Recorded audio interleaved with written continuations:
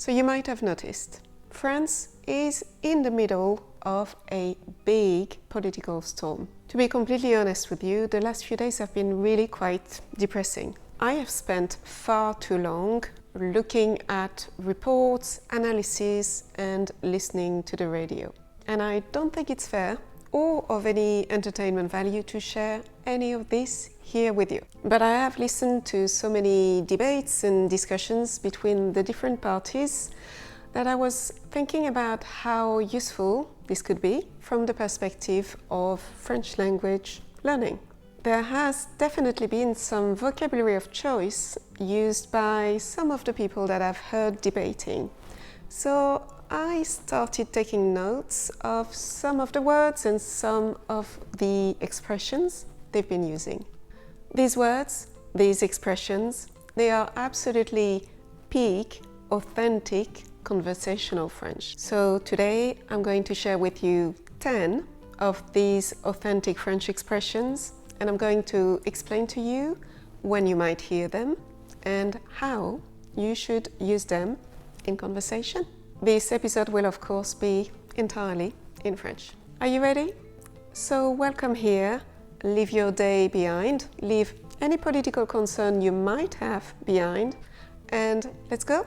Let's use this opportunity to learn some useful French. Bonjour and welcome to French avec Ingrid, a channel where I help you learn French in small and easy steps. Bon, je ne vais pas vous mentir, toutes ces conversations que j'ai écoutées, tous ces débats auxquels j'ai prêté attention, ils n'étaient vraiment pas très folichons. Et je crois que l'on peut même qualifier ça d'un peu déprimant. Ne pas être folichon, ça veut dire que ce n'est pas très gai, ce n'est pas très léger. Un petit retour en arrière pour ceux d'entre vous qui ne connaissent pas la situation. Il y a quelques semaines, nous votions pour les élections européennes.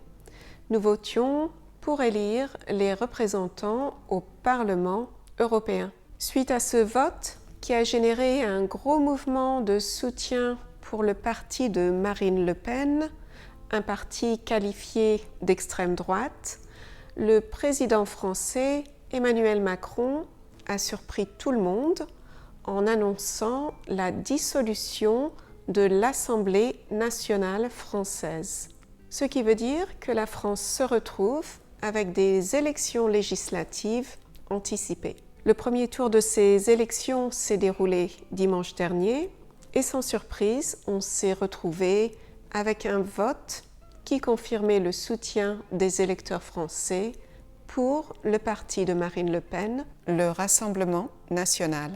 Le deuxième tour se déroule dimanche, c'est-à-dire 7 jours après le premier tour, et la France se trouve dans un chantier pas possible, un chantier énorme.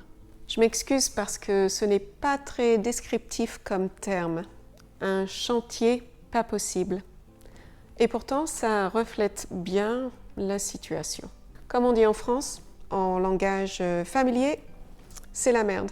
Les partis opposés au RN essaient maintenant de trouver des solutions pour bloquer, pour éviter que le RN ait une majorité absolue à l'Assemblée nationale.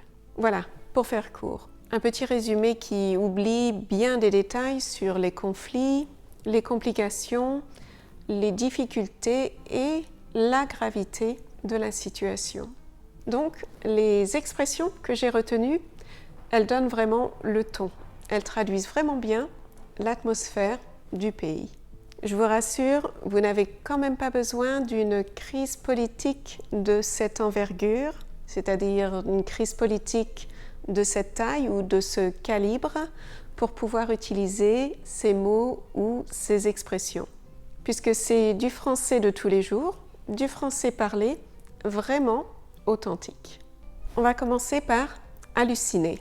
Halluciner, c'est avoir des visions ou rêver, éveiller, et c'est généralement plutôt dans un contexte négatif. C'est quelque chose que l'on ne contrôle pas. Et dans le sens des discussions autour de notre sujet politique, halluciner, ça veut dire ne pas y croire. Et quand on utilise ce terme, souvent, c'est un peu une sorte de protestation. Non mais j'hallucine, je n'arrive pas à croire ce que j'entends, parce que c'est trop farfelu, parce que c'est trop tordu. Numéro 2, être dans un piteux état. Être en piteux état. Si quelque chose est en piteux état, ça veut dire que c'est en très mauvais état. C'est dans un état lamentable, dans un état terrible. Donc par exemple, on pourrait dire « ton pantalon est dans un piteux état, il faut absolument le laver ». Ou alors « la voiture était dans un piteux état après l'accident ». 3. Dites-moi les yeux dans les yeux. Les yeux dans les yeux, ça veut dire face à face. Ça veut dire en me regardant dans les yeux.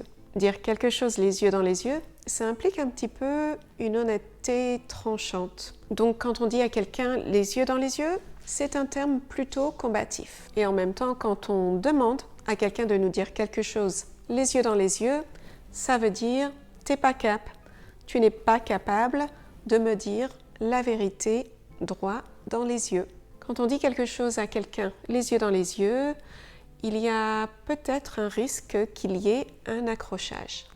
4. C'est dommage. Donc quand on dit c'est dommage, c'est vraiment tout simple. Ça veut dire que l'on exprime du regret. Ça veut dire que la situation est regrettable. Donc par exemple, c'est vraiment dommage que l'on ne puisse pas se voir quand tu seras à Paris. Dans ce cas, on aurait aimé que les choses puissent être différentes. Ou alors, c'est dommage de couper cet arbre. Il est beau.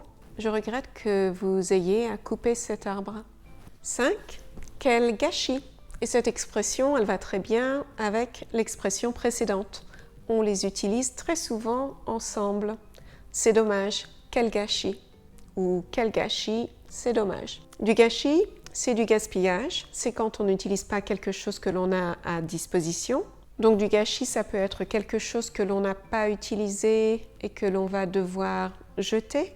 Ou ça peut aussi être une opportunité que l'on a et que l'on ne prend pas. Une occasion de faire quelque chose, généralement quelque chose de positif dont on ne profite pas. Oh, quel gâchis de jeter toute cette nourriture! Tu ne vas pas finir ton année d'études? Quel gâchis! Tu n'as plus que 2 mois à tenir. 6. Ce qui est en train de se jouer. Une chose qui se joue, c'est quelque chose qui a lieu, c'est une chose qui se déroule. Une chose qui se déroule juste maintenant, en train de se dérouler. En train de, ça veut dire être en cours d'action, se dérouler juste maintenant.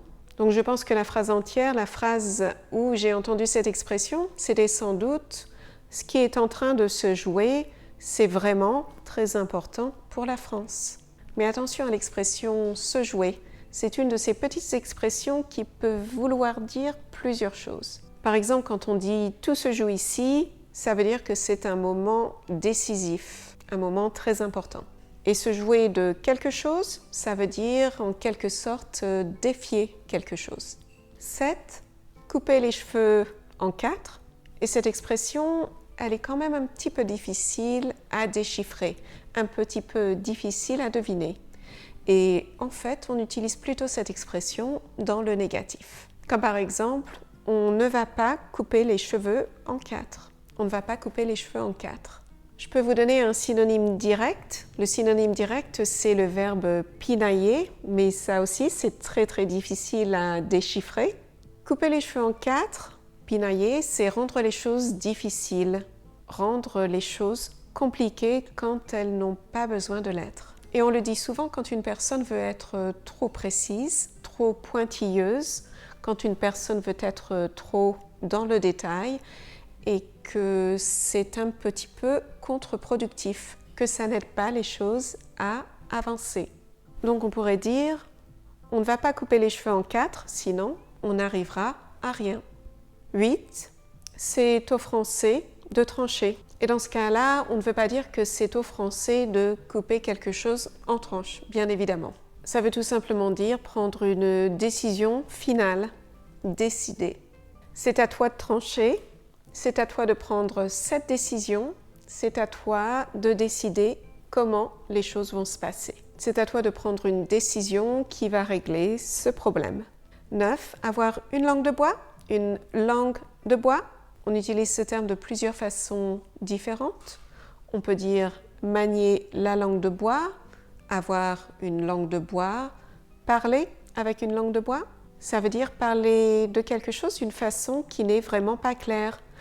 Parler pour ne rien dire. Ce que tu dis, c'est de la langue de bois.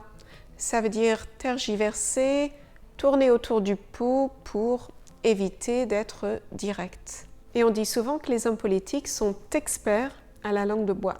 Ils parlent beaucoup pour ne pas dire grand-chose. Et voilà, on arrive à 10. Alors pour notre 10e et dernière expression, je vais faire très simple. C'est une expression familière, mais que l'on utilise énormément dans le français parlé. Et même si elle est familière, cette expression, elle n'est pas vraiment mal polie. À partir du moment où on se limite à utiliser cette expression à l'oral plutôt qu'à l'écrit. 10, c'est dégueulasse. Dans le sens propre, c'est dégueulasse, ça veut dire que ce n'est pas bon, que ça n'a pas bon goût. Nous avons essayé le nouveau restaurant et je suis déçue. C'est plutôt dégueulasse. Ça veut dire que l'on n'a pas aimé, que la nourriture n'était pas bonne. On peut aussi l'utiliser pour quelque chose qui est sale. Cet endroit est dégueulasse. Les gens y déposent leurs ordures. Mais on peut aussi utiliser « c'est dégueulasse » plus généralement pour quelque chose que l'on trouve injuste. C'est dégueulasse ce qu'on lui a fait, il ne méritait pas ça. Et les Français, ils raccourcissent souvent les choses, donc en France on va dire « c'est dégueu ». Quand on dit « c'est dégueu », on saura toujours que l'on veut dire « c'est dégueulasse ». C'est dégueu, c'est vraiment dégueu. Bon, je n'aime pas laisser les choses sur une note négative, donc je vais quand même vous dire que l'on peut utiliser ce terme pour dire tout son contraire. Et c'est à ce point-là que je vous dis, ben oui, je vous comprends parfois, c'est difficile de comprendre les Français. Donc on dira, c'est pas dégueu ça, et ça veut dire que l'on aime cette chose. C'est pas dégueu, hein? Oui, c'est plutôt bon. Ou alors on pourrait aussi dire, elle est pas dégueu cette robe, c'est-à-dire je l'aime bien cette robe, elle est plutôt bien. Voilà, on termine sur une chose un petit peu plus positive, ce qui me rend heureuse. J'ai beaucoup aimé vous parler de ces expressions très françaises. Ça m'a presque remonté le moral. J'espère que ça vous a plu aussi. J'aimerais beaucoup savoir si vous connaissiez quelques-unes de ces expressions dont je viens de vous parler. Et si vous n'en connaissiez aucune, laquelle vous semble la plus utile? Dites-moi tout ça en commentaire. Si vous voulez continuer à apprendre les subtilités de la langue française, j'ai quelques épisodes où je vous parle d'un mot qui peut être utilisé de plusieurs façons pour dire plusieurs choses. Je vous laisse les liens en description et je vous dis au revoir et à bientôt dans un autre épisode.